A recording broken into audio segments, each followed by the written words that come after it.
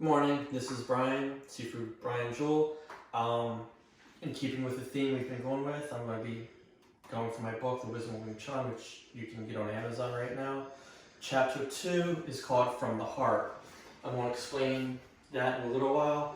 Right now, I know in the past I've covered the scene on top. I'm going to cover the very beginning of that again, and I'll explain why when I'm done. So you want to stand with your feet together. Hands to your sides, come up, shoulder weight, up to your shoulders, come down like you're praying. Press out, breathe in.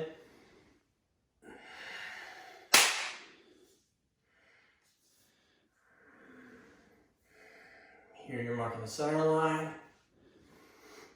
Bend the knees, Ma. And when you do that one, it's left over right, right over left, pull back. Bring the hand to your chest, center your body, punch out, bottom 3 knuckles, open, Hing Sao, pull back, same on the other side, punch, open, Hing Sao, pull back. Now, like I was saying, my book isn't based so much on techniques as principles that we can apply from Wing Chun and take and apply to life. 2 of the principles I just covered were marking the center line, that can be translated as to staying centered, and then we punch. There's a saying in Wing Chun, the punch comes from the heart. Literally, the punch comes from the heart when you're punching. So that's one thing to keep in mind.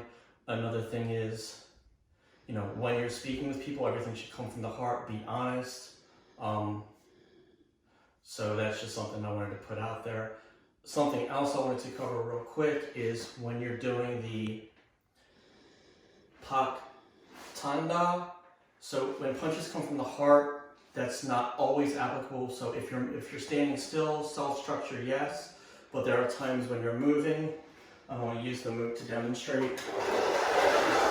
The punch may not always literally come from the heart. So let's say I'm in front of the mook, and I'm in Ichi Ma, so I'll throw the Pak here, then I'll step, turn, punch.